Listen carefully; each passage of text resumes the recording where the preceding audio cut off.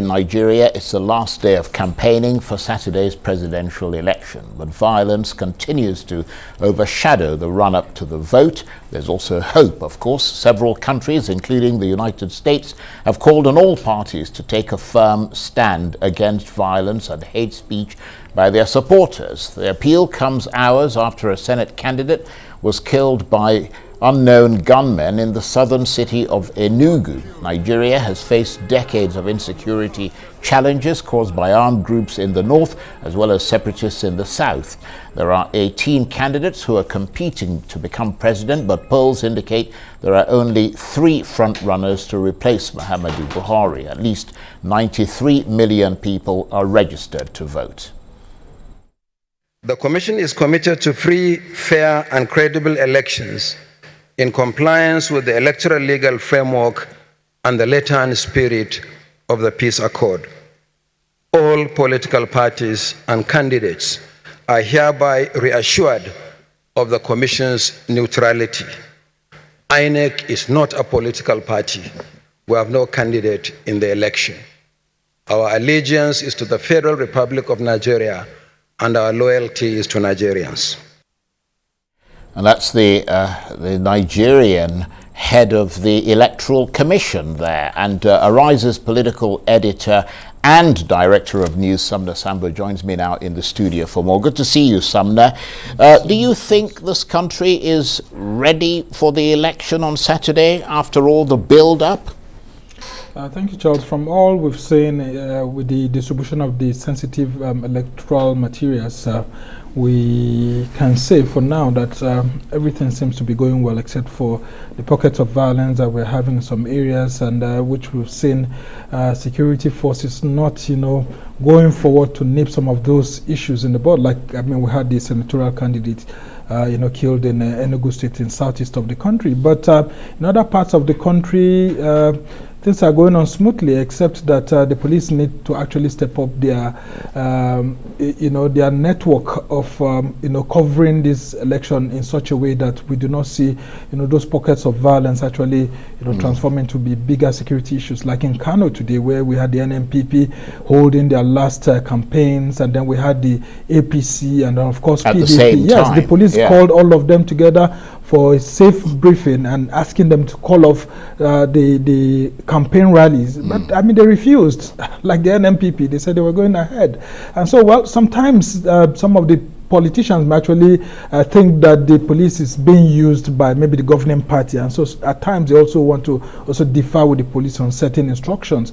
But as we head to election day on Saturday, the issues of cash crunch for the Electoral Commission have been addressed. We've seen the Electoral Commission being given some monies for logistics by the Central Bank of Nigeria, for where of course transfers won't be able to work electronically and all of that. So we are all set, and from the international observers that are in town, alongside with the domestic observers, we've seen people also deploying to different states to actually monitor the elections. We've seen the observer teams actually holding sessions with different security agencies, including journalists. Just yesterday I had a session with the Commonwealth Observer Group, and they are all optimistic that the elections will hold. And you mentioned logistics and the deployment of election materials.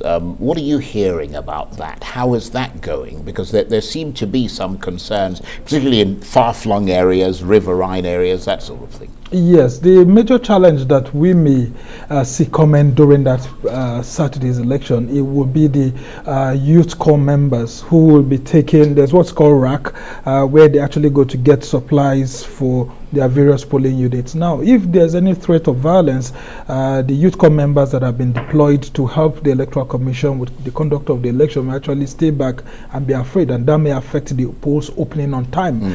But we've received assurances from the security services that they'll continue to support the Electoral Commission, and especially the ad hoc staff of the INEC, who sometimes, when they feel scared, actually don't go to the polling booths on time. The deployment of other non-sensitive electoral materials had been done since last week, successfully actually, Charles. But in those areas where we have riverine communities, there's always a challenge, always a delay, especially in the Niger Delta, where you have swampy areas, and then the desert areas of the north, where you have to use camels at times to reach, to get to hard to reach areas. And so sometimes it could actually be difficult for it to start on time, and then the Electoral Commission will have no choice than to extend when the voting period is supposed to end, which is officially 2:30 p.m. But then what the Electoral Commission will say is that whosoever is on the line as at 2:30 p.m. will be allowed to vote. So that will dovetail into like about 6 p.m. in some areas. And then once it gets into the dark parts of the night, of course, a lot of things happen. And that's where the challenges will come from. Absolutely. What about the number of people who have their permanent voter cards or PVCs? I understand a lot of people are not voting because they don't have those PVCs. Yes, Charles, 93 million Nigerians actually registered to be part of this election. But there's a new figure that was released today on the collection of the permanent voters card. INEC says we have 87 million collected voters cards at the moment. So we are having 87 million people going to the polls, no longer 93 million, because the other and 6 million. That's a big chunk of people who are not I mean, go. 6 million people refused to collect their voters cards. There were allegations elsewhere that INEC officials were not giving out the voters card as and when due, and then there were allegations that some of those INEC officials were asking people to pay for them, and some people were just too busy doing other functions, their own personal duties, that they wouldn't want to go and collect. And it could also be maybe they're afraid that there may be violence during the elections or so. And then there are some people who just, after reading the political climate, they'll just say, look, I don't believe in any of the candidates, so why should I go and get my PVC? So, but for the records, we actually have 87 million people going into this election, no longer 93 million, as we had seen those figures being released by INEC. And beyond Nigeria, how important is this election to the West African sub-region?